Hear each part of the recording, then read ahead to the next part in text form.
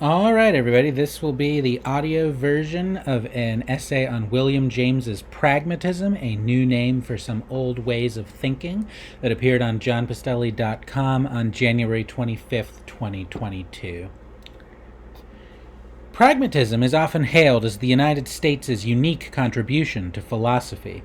While this school of thought got its name from pioneering semiotic philosopher Charles Sanders Peirce, it was popularized by Peirce's more academically successful friend William James, who defined and applied the term in ways Peirce eventually rejected.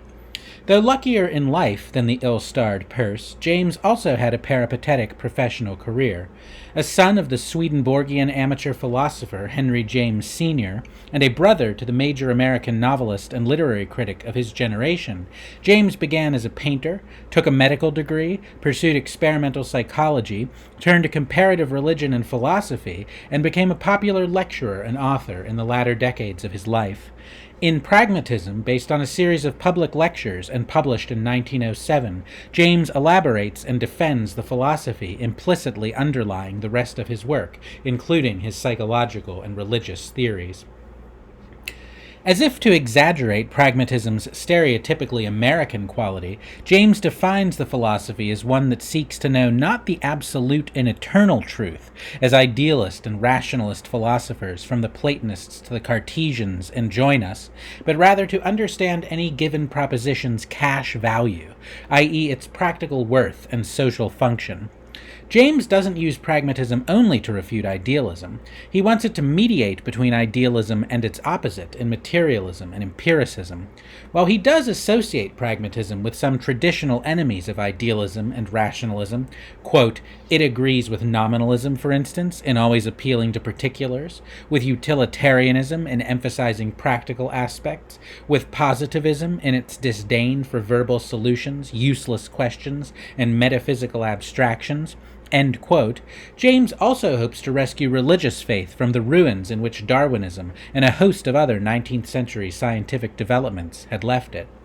Granted, James accepts the central Darwinian insight that living things' behavior, to include humanity's most abstract reasoning, is adaptive. Quote, the pragmatistic view is that all our theories are instrumental, are mental modes of adaptation to reality, rather than revelations or Gnostic answers to some divinely instituted world enigma. End quote. But James, having defined truth as an adaptive instrument of active man, brings the deity in through the back door. We believe in God, not because God is real, nor because we find evidence of his design in nature and natural law, but because it is too hard to live without faith, especially after Victorian science has burdened us with the second law of thermodynamics and its corollary in the eventual heat death of the universe.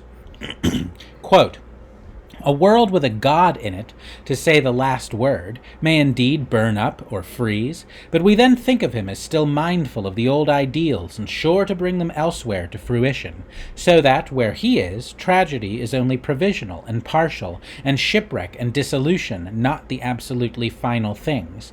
This need of an eternal moral order is one of the deepest needs of our breast. And those poets like Dante and Wordsworth, who live on the conviction of such an order, owe to that fact the extraordinary tonic and consoling power of their verse. Here, then, in these different emotional and practical appeals, in these adjustments of our concrete attitudes of hope and expectation, and all the delicate consequences which their differences entail, lie the real meanings of materialism and spiritualism, not in hair-splitting abstractions about matter's inner essence, or about the metaphysical attributes of God. Materialism means simply the denial that the moral order is eternal, and the cutting off of ultimate hopes. Spiritualism means the affirmation of an eternal moral order and the letting loose of hope. Surely here is an issue genuine enough for anyone who feels it, and as long as men are men, it will yield matter for a serious philosophic debate. End quote. And though determinism perhaps makes more sense in the crystalline realm of logic, where each decision and development further enchains us to a fatal syllogism, we believe in free will for the same reason we believe in God, that we can do nothing new without the hope it provides. Quote, free will pragmatically means novelties in the world, the right to expect that in its deepest elements, as well as in its surface phenomena, the future may not identically repeat and imitate the past." End quote. James's highest value is creative, constructive activity. He objects to rationalism and idealism, no less than to an absolute and therefore tragic or deterministic materialism, because they leave us prostrate before a universe already finished, a world that does not need us to collaborate in its ongoing fecundity. Quote, "In our cognitive as well as in our active life we are creative. We add, both to the subject and to the predicate part of reality. The world stands really malleable, waiting to receive its final touches at our hands. Like the kingdom of heaven, it suffers human violence willingly. Man engenders truths upon it." End quote. Instead of optimism and pessimism, two passive worldviews in which we sit back and wait for the inevitability that good or bad things will happen, James promotes Meliarism, the belief that the world can become a better place, but only if we rouse ourselves to make it so. Quote, "Meliorism treats salvation as neither inevitable nor impossible. It treats it as a possibility, which becomes more and more of a probability the more numerous the actual conditions of salvation become." End quote. Unlike so many despairing mandarins of his era, including his own illustrious novelist brother who liked to bemoan the spread of vulgarity, James embraces the modern.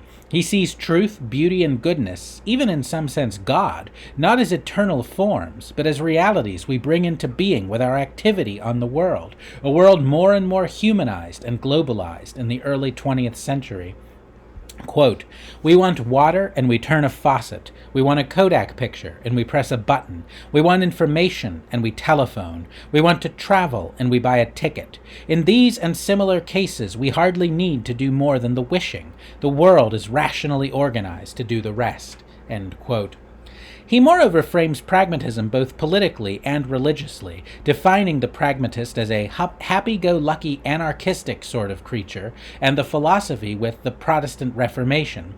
Despite anarchism's foreign connotation in James's own period, when it would have been associated with European assassins and bomb throwers, when named in concert with Protestantism, readers may be reminded of America's cultural founding by Puritans, not to mention their anarchic outcasts like Anne Hutchinson and Roger Williams. James's anarchism is as much a matter of form as content. While James professed not to understand his brother's more rarefied later fictional productions, he himself adopts an irresistibly quotable, pugnacious, playful, individual literary voice, with its lecturer's vernacular and oral energy, its vividness and clarity, raising a stylistic maypole in philosophy's gray precincts. Pragmatism, then, is American, not only in its love of cash and its obsession with God, but in its passion for freedom. What might pragmatism and William James mean to us today? In his magisterial and absorbing work of popular nonfiction, The Metaphysical Club of 2001, Louis Menand explains the late 19th and early 20th century rise of pragmatism in pragmatic terms. He wants to know what it did for its proponents and adherents and their society. He argues that pragmatism arose after the Civil War because that unprecedentedly bloody conflict filled its children with a dread of non-negotiable moral principles, the kind that had motivated the fervid, great awakened abolitionists, and eventually the Boston Brahmins themselves, from the complacent Oliver Wendell Holmes Sr. to the avant-garde genius Emerson, to wage the war.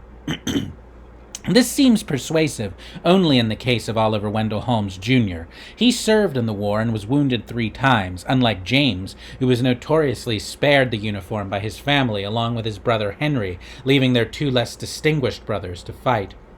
Luckily, the preternaturally well-informed Menand has a host of other contexts to explain his pragmatist quartet, Holmes, James, Peirce, and John Dewey. Modern scientific developments, for example, not only Darwin's dysteleological biology of chance and circumstance, but also the development of statistics and probability theory, according to which investigators arrive at scientific truth not through individual insight or discovery, but through the law of errors, a kind of reliable approximation arrived at by averaging informed observers' best guesses. Menand suggests that this theory, first formulated in astronomy to answer how we might best discover the precise position of heavenly bodies, leads by application to Holmes's defense of free speech as a Supreme Court justice over 70 years later. Society, like astronomy, requires everybody to make their best argument if we're ever to reach something like truth, and therefore we should have the liberty to quarrel and dispute in the public square. This is akin to what James called pluralism. I note parenthetically that this compelling bit of liberal jurisprudence directly contradicts today's censorious moral panic about misinformation, an incoherent concept meaning very little other than counter-hegemonic ideas, whether right or wrong. Then again, Holmes upheld an order consigning socialist Eugene Debs to prison for his anti-war agitation during World War I, so his commitment to free speech was hardly absolute when social order was in question. Menand also mentions Holmes's most notorious judgment, his upholding of the state's interest in eugenics in the Buck v. Bell decision of 1927, though he strangely keeps the damning details out of the book. Holmes based his judgment on the case of an institutionalized woman thought to be, quote, incorrigible because she'd borne a baby out of wedlock in her teens, though it turned out she'd in fact been raped by her adoptive cousin and then committed to save her family's reputation. The jurist nevertheless claimed that the public welfare demanded sacrifices from the citizenry lest we be swamped with incompetence. In a sentence with a perhaps chilling contemporary resonance, this pragmatist judge stood on principle. Quote, the principle that sustains compulsory vaccination is broad enough to cover cutting the fallopian tubes. 3 generations of imbeciles are enough. End quote. This seeming digression leads us to the politics of pragmatism. For Menand, pragmatism had 2 practical political effects. First, it allowed for the professionalization of academia, which consolidated along modern, i.e., German and secular lines in the late 19th century in America. Pragmatism elevated procedure over religious principle as the governing ethos of the scientific and humanistic disciplines. Therefore, each discipline, discrete in its own department within the research university, could govern itself by refereeing its internal quarrels with reference to the consistent practices by which its adherents arrive at their conclusions. Academic freedom likewise follows from this idea of peer review and faculty governance. The boundaries of what may be said in a given discipline are for that discipline's own experts to judge, not the timorous public, the moralistic politician, or the meddling trustee. This was surely a momentous and welcome development for freedom of thought, truly in its way an extension of the Protestant Reformation, both in Germany and the U.S., though Menand neglects the downside, the compartmentalization and mechanization of knowledge. The institutions producing and stewarding knowledge were sealed off from the innovations of the amateur, the misfit, and even the madman. From the innovations that the amateur, the misfit, and even the madman have always introduced into thought. This sterilization of the mind is why James doesn't quite fit into the larger story Menand wants to tell. Menand's other political context for pragmatism is the way it answered, particularly in Dewey's career, the need for an ever-expanding technological society to be governed rationally from the top down, like the factories it comprised. Menand narrates the late 19th century move from entrepreneurial to corporate capitalism, and the concomitant shift from trade unions to industry unions as the country industrialized. The state likewise grew in response to the modernizing country's greater complexity. Holmes's judgment in favor of eugenics makes sense in this light. Why shouldn't the government of an industrial nation take a strong hand in streamlining its workforce? Similarly, Mussolini's claim to have been influenced by James's voluntarism and the pragmatist flirtation with fascism in general reflect a convergence on the idea of active governance that dominated the 20th century after the liberal laissez-faire doctrines of the Victorian era proved themselves hard to adapt to the later industrial period. For pragmatism, even in a Darwinian cosmos, there was always something you can do to increase power and profit. Just as professions manufacture needs only they can fulfill, this is why, pragmatically, you can't always trust the doctor to cure you, rather than getting you hooked on chronic and inefficacious therapies, so pragmatism, quote, spoke to a generation of academics, journalists, jurists, and policymakers eager to find scientific solutions to social problems, end quote, as Menand writes. It gave intellectuals something to do, a claim besides mere mentation on the public's attention and allegiance. James is certainly complicit in this transformation of the intellectual's social role. There is no room for the disinterested scholar or artist, someone merely curious, in his philosophy, since we must always be asking, what is it good for? Which is, incidentally, the basis for his amusing dispute with his brother over the latter's difficult fiction. William couldn't quite fathom the point of a novel that didn't straightforwardly tell the story, even though Henry's works embody what William's psychology textbook had only theorized, the stream of consciousness. See on this topic J.C. Hallman's beautiful little 2013 book, William and Henry, Literature, Love, and the Letters Between William and Henry James. William argued the theories in his philosophy and even enacted them in his lively style, but it was Henry who lived them in his novels. As Hallman notes, Henry wrote to William after reading Pragmatism, quote, "All my life I have unconsciously pragmatized," end quote. We come again to a conclusion familiar in these electronic pages about the anti-philosophers and the philosophy enders. If the end of philosophy is action, the action succeeding philosophy in writing is literature, because it is in literature that the true claims of the plural are realized, in contingent aesthetic objects, illustrating and even incarnating the totalities of which plurality is capable, a conviction that should come as no surprise, since the founder of the Western philosophical tradition, Plato, wrote his philosophy in the form of closet dramas or proto-novels. There is, I am tempted to say, no urgent reason to prefer Nietzsche to Woolf, Heidegger to Rilke, or, in the matter at hand, William to Henry. Yet William writes with such zest for life, with such emergent personality, that he can be recommended not only as philosophy, but as literature too. Accordingly, Menand also contends that James's pragmatism, unlike that of Holmes or Dewey, quote, was not a philosophy for policymakers, muckrakers, and social scientists. It was a philosophy for misfits, mystics, and geniuses. He quotes from one of James's letters, the philosopher at his most Emersonian, quote, "I am against bigness and greatness in all their forms, and with the invisible molecular forces that work from individual to individual, stealing in through the crannies of the world like so many soft rootlets, or like the capillary oozing of water, and yet rending the hardest monuments of man's pride if you give them time. The bigger the unit you deal with, the hollower, the more brutal, the more mendacious is the life displayed. So I am against all big organizations as such, national ones first and foremost, against all big successes and big results, and in favor of the eternal forces of truth which always work in the individual and immediately unsuccessful way, underdogs always, till history comes after they are long dead and puts them on top." End quote. The letter was written in 1899, the year after the Anti-Imperialist League was founded, which James would soon join. Ironically, imperialism was an idea its proponents and champions found pragmatic in the extreme, cash value and all, while James's practically doomed resistance in the name of the individual and the underdog, and somewhat against the interests of his own class, can be called what but principled.